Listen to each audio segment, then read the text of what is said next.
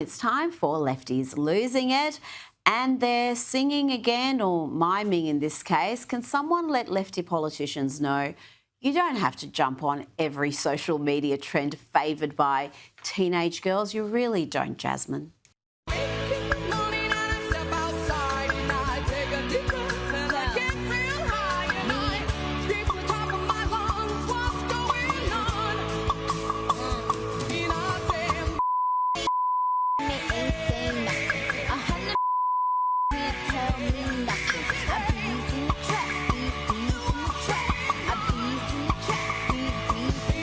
Now to the leftist heartland of Portland, where a bunch of activists got together, donned neon leotards and held an aerobics class outside of an ICE detention facility as a show of resistance.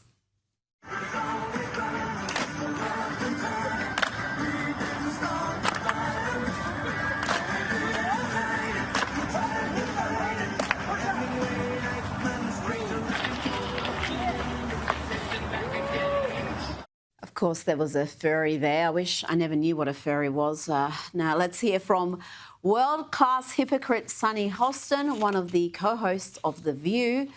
And wowee, what a difference a year makes. When Biden was in power last year, she didn't want to know about the Epstein list. Indeed, she warned anybody who would listen that just being named doesn't mean you're guilty of anything. But now that Trump is in power, well, she's changed her tune. She wants to let it rip. People were dying for this information. There was some sort of list that everybody thought was going to come out, and who's on the list. What's important for us to note is we shouldn't be repeating names that are on the list, because just because your name has not on the list, but in the documents, just because your name is on the documents doesn't mean that you have done anything criminally irresponsible or illegal or civilly irresponsible. Or that you were a client. Or that you were a client. These documents, as I read them, only reflect Epstein's sexual assaults of women and his sexual behavior. So I think that... And Ghislaine also? And Ghislaine. And so being named in this suit does not equate to being accused of wrongdoing. And I think that is extremely important, because conspiracy theorists seem to not understand or enjoy facts. Yes. These are the facts. There is a list. Trump's name is on the logs, the passenger logs of Epstein's aircraft at least 7 times. That's already been made public. I mean, of course, Trump is denying any and all allegations, but all of that information is out there. Why not just put it to rest and say, release the list? Because she didn't even want anyone on the list named last year. Now she's red hot to go. Now, when she's not being a world-class hypocrite, Sunny Hostin is indulging in her favourite pastime of race baiting. Her race obsessions have, well, been well documented. She bleats on endlessly about white supremacy and racism. But weirdly, she opts to live in an all-white neighbourhood. And here, Sunny again claims that America is built on racism and slavery. This is a country based on racism and slavery, and founded in it. There is systemic racism and misogyny. And there are people that I've never met anyone that raises their hand and says, I am racist. However, there are people that seem to be able to look the other way when it comes to racism. Oh, she's so tiresome and ill-informed, but it wouldn't be a Sunny Hostin rant if it didn't have a segue into some Trump derangement syndrome. So you have a president who traffics in misogyny, who traffics in xenophobia, who traffics in sexism. And won. And he won. And won against a black woman. So don't tell me that this country is ready for a black woman. Don't tell me this country is ready for a woman. Hillary Clinton was one of the most qualified people. Now here is Michigan State Superintendent Sue Carnell, who can't seem to answer a simple question, a question so easy that a child could answer it with ease. How many genders are there? How many genders are there? Different people have different beliefs on that. Well, you can believe all you want, but science says there's 2. Now, I want to play you a little of Bill Maher's chat with actor and comic Patton Oswalt, who thinks he's very informed, very compassionate and intelligent. He thinks he's a political animal. Turns out he's a bubble-dwelling fool who hasn't even heard of the grooming gang scandal in the UK. Somehow he missed that huge scandal where thousands of young girls were sexually abused while authorities turned a blind eye because their attackers happened to be mainly members of the Pakistani community. And gosh, we can't go around enforcing the law and being seen as racist. Watch Patton squirm here as Bill Maher schools him.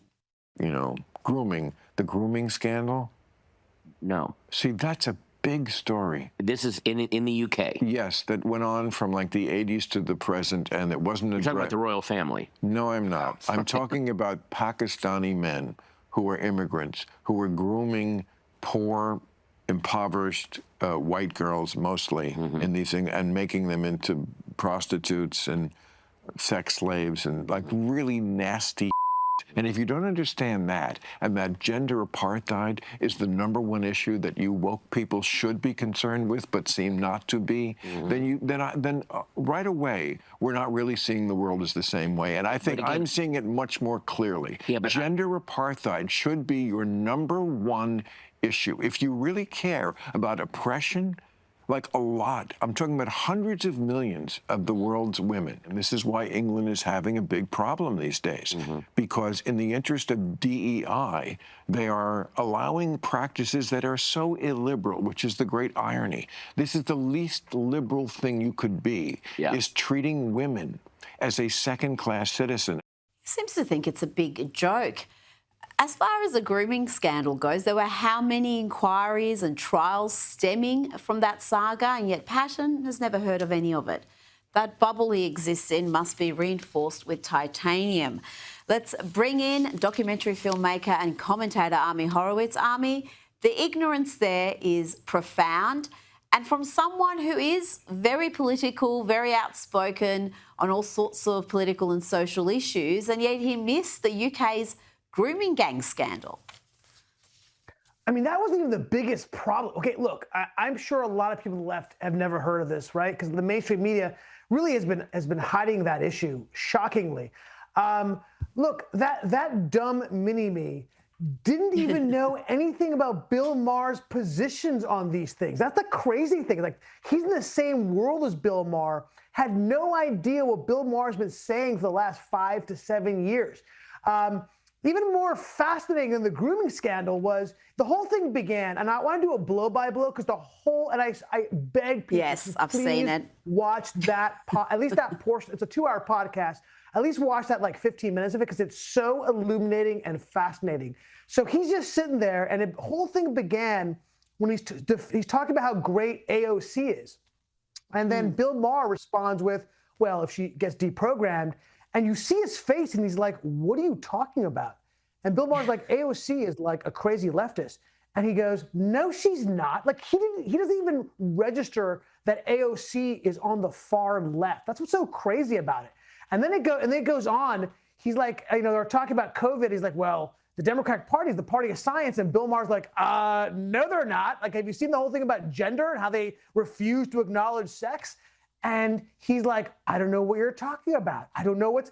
And he's like, well, if they do, it's because they're weaponizing it against trans people to scapegoat them. And Bill Maher, to his credit, he's like, what exactly are the trans people scapegoating for? Like, I don't know what you're talking about. And he couldn't come up with anything, obviously. The whole thing was crazy. Please go see it. But the best part was like, hey, no, I'm not in this leftist bubble. I read The Guardian. I kid you not. That was his response. Yeah, you know what? I read Pravda. Okay? Thank you very much. But that's the Californian left for you. They're just so insulated from the real world and mainstream opinions across America. And that's why they get so shocked when Trump happens and he gets elected and wins quite easily. They don't know anybody who would possibly support him. Now, who knew Nicki Minaj would become the voice of reason and courage amongst celebrities? Today, she delivered a powerful speech at the United Nations to highlight the persecution of Christians in Nigeria. She started off by thanking President Donald Trump for bringing attention to the issue. I would like to thank President Trump for prioritizing this issue and for his leadership on the global stage in calling for urgent action to defend Christians in Nigeria, to combat extremism, and to bring a stop to violence against those who simply want to exercise their natural right to freedom of religion or belief. I stand here as a proud New Yorker with a deep sense of gratitude that we live in a country where we can freely and safely worship God regardless of one's creed, background, or politics. And Nicki Minaj spoke of the plight of Christians in Nigeria, thousands of whom have been slaughtered by Islamists.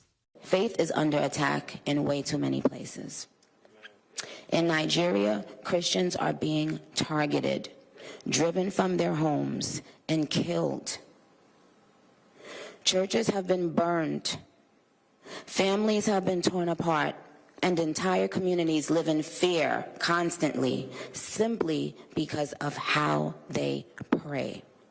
Ami, I've got to say I'm impressed. I don't normally care for celebrity opinions, but she is bringing attention to something that is being actively ignored by so many. Even some of the reporting on this, they say alleged persecution of Christians, despite all the available evidence. Yeah, look, count me in as a member of the paid member of the Barbs. What can I tell you? Nicki Minaj, wow, all I thought she did was sing. I'll take the win wherever I can get it. Look, it's really, yeah, it's interesting. Yes, like you said, the way this is being kind of framed by the media is just so fascinating. I read article after article about this. CNN talking about how this is really a nuanced and complex issue. Really, is it really that nuanced? Right? Like they cannot make Muslims the bad guy. They just can't do it, no matter what the truth and the facts tell you. Right? They cannot say that Christians are being persecuted by Muslim people. They have to say, like, well, by the way, Muslim people are being killed too, which is totally true. But they're being killed because they're not being Islamic enough for these radicals in Nigeria, right? They leave that part out conveniently. And so interesting, they're giving the number of Christians killed.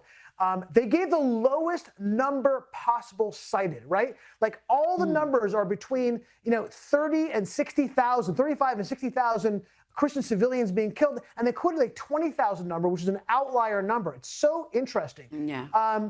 Even more fascinating is yet when they're talking about the number of civilians killed in Gaza, right, 30 to 50,000. Look, protests across the street, outrage across the globe.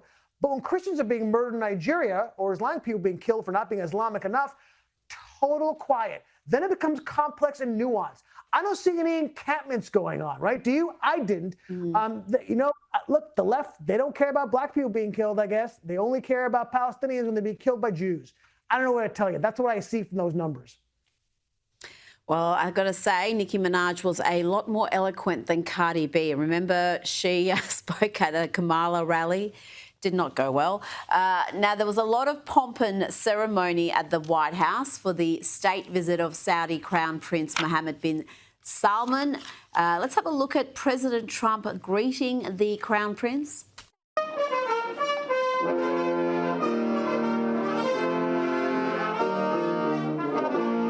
And they had fruitful discussions with the Crown Prince announcing a massive boost to investment in the US.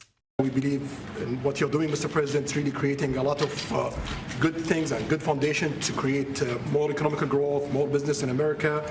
And it will also your work for the world peace. I believe, Mr. President, today and tomorrow we're going to announce that we are going to increase that $600 billion to almost $1 trillion of investment, real investment and real opportunity by details in many areas.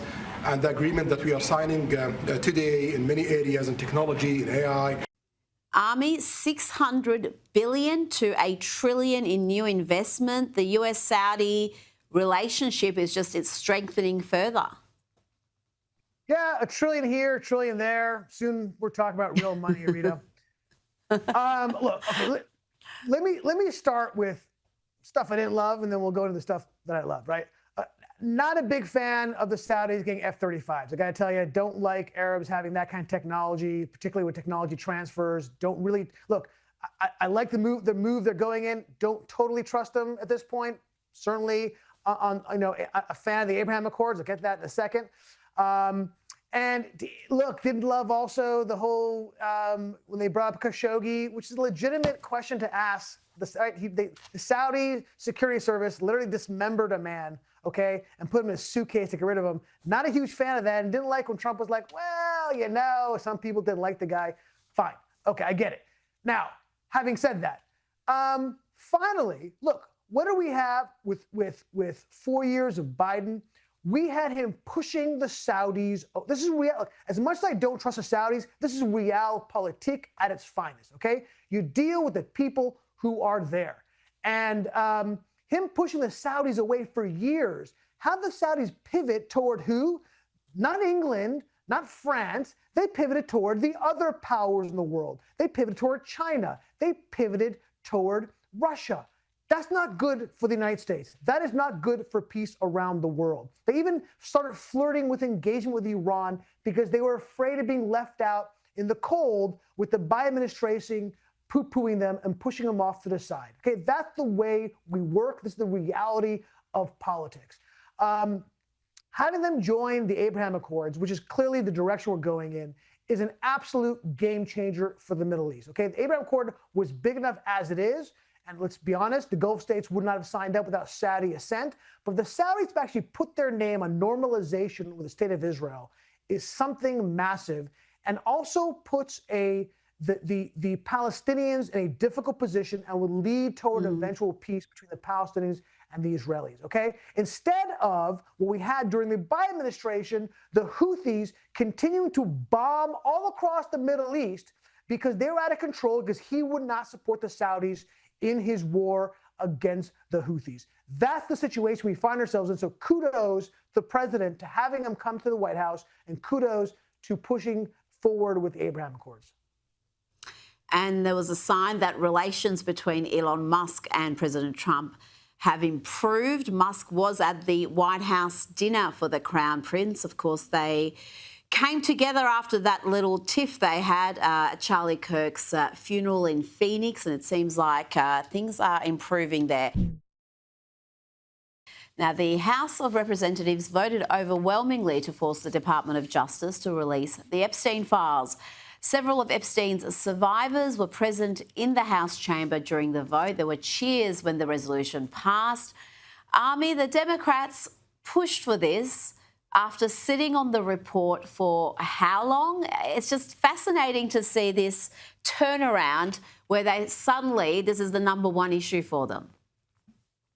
Yeah, it really is interesting. Look, from a tactical perspective, I think Trump should have done this earlier, but he feels like kind of pressured into it. But at the end of the day, it doesn't really matter. The House voted for this bill to release all the information. Now the Senate did. It's going to go on to Trump's desk, and he will sign it. And like Trump said, he's like, look, this is more of a you problem than a me problem, right? This is more of a Democratic problem than a Republican problem. And, how do we know that? Well, how this is not a bigger story out of Republican conservative media, I don't understand. But a Democratic representative, right, for the Virgin Islands was literally texting with Epstein during the hearing when she was questioning Michael Cohen. Okay, she was taking directions from Epstein. It's unbelievable. This isn't a bigger issue on CNN and MSNBC now. Okay, it is crazy. And her defense was, y'all don't know me. Yeah, we do. We do. Okay. How do I know this is not an issue for Trump, that Trump is not involved in this at all? We know it. Why? Because Biden had all this information. If Trump was in it, you don't think he would have released it? Of course he would have. That's why this is not a Trump issue, okay? I think tactically he made a mistake not doing this, but at the end of the day, it's really going to be a non-issue. It's the Russia thing all over again. I think the fascinating part is these strange bedfellows, right? With the right, the hard right and the left. And you see Steve Bannon, who was, by the way, also a friend of Epstein, not just a friend, but he was helping Epstein. Epstein was emailing with him on what to do, and he was advising him on how to get the PR issues he had. Why is Steve Bannon making this issue? Because he hates Donald Trump, hates his policies. The whole thing with Marjorie Taylor Greene, right? She's now, she was on The View. Jimmy Kimmel loved her. Did you hear Jamie Raskin said he wants her to be part of the Democratic Party? What is happening? It's all crazy. It's out of control. You're so right that 2019 was when Epstein was texting with a Democrat during a congressional hearing, pretty much giving instructions, it looked like. And we had the likes of Hakeem Jeffries soliciting money from Epstein, who was a prolific Democrat donor. And not enough is said about that. He was a Democrat and he put his money where his beliefs were. It's going to be fascinating what's there, but I think people do have to be careful because there will be names that have done nothing wrong, that have absolutely no wrongdoing. And if you go accusing them of being sex offenders or pedophiles, you're probably going to get some defamation lawsuits coming your way. So I think people just need to be a little bit rational here and a little bit measured when this list is released, Army. Army, it's always a pleasure. Thanks so much for your time.